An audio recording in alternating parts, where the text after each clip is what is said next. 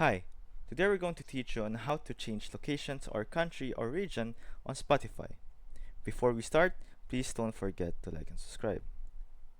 Once you open Spotify, as you can see, you don't have any we don't have the ability to change our country or region. The only thing that we have here is languages.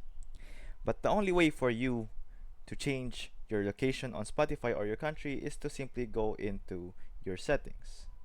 Go to your settings, and after going to settings, make sure and type in region, language and region. And as you can see here, my region is currently in the Philippines. However, you can choose whatever country you want, and from there, not only your Spotify will be changed on what location it is currently on, and the settings will be changed as well. And that's how you simply change or update your location on Spotify. I hope this video helped, and thank you for watching.